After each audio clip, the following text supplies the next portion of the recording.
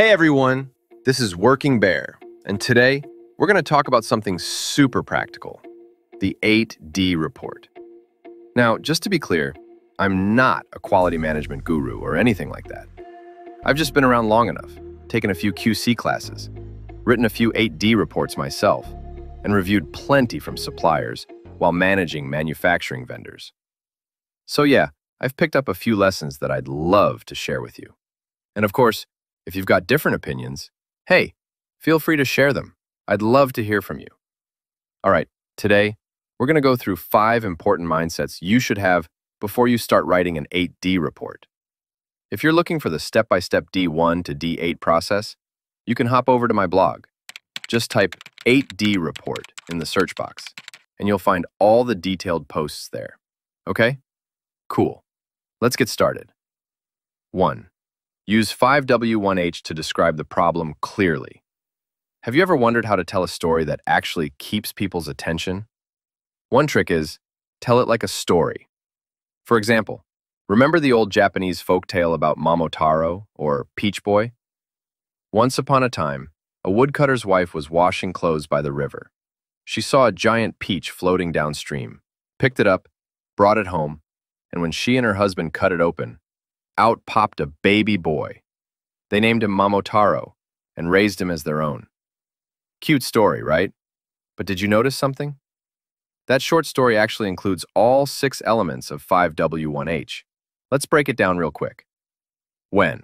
Once upon a time. Where? By the river. Who? The woodcutter and his wife.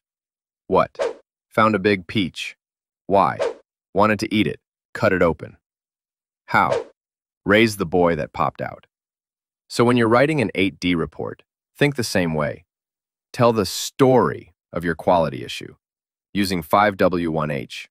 Who was involved, when and where it happened, what went wrong, why it happened, and how people responded.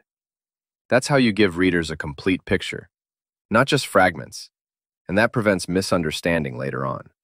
So yeah, use 5W1H every single time you describe a problem.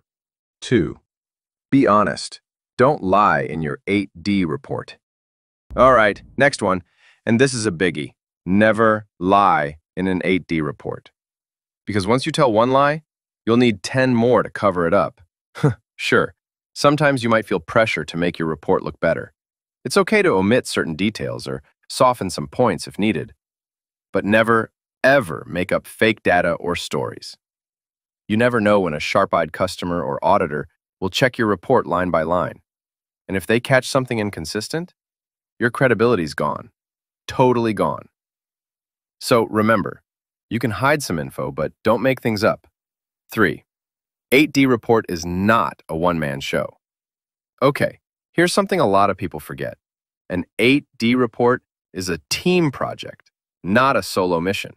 If one person could handle everything alone, we wouldn't even need 8D reports, right? In real life, you'll need help from lots of departments.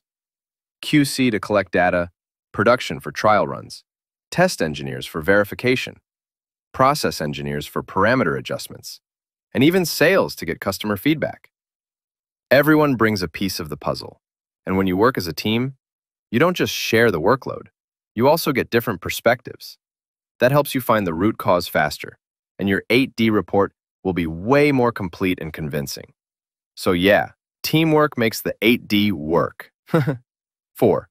Focus on the problem, not the person. Here's another important one. The goal of an 8D report is to solve problems, not to blame people. Don't write, Operator A messed up. Instead write, the process control or inspection step failed to prevent the error. We're not here to punish someone. We're here to fix the system so the same mistake doesn't happen again. So focus on the process, not the person. 5. Let the data do the talking. Now, the 5th mindset, and honestly, one of the most powerful ones. Let data do the talking. An 8D report should be logical, objective, and data-driven.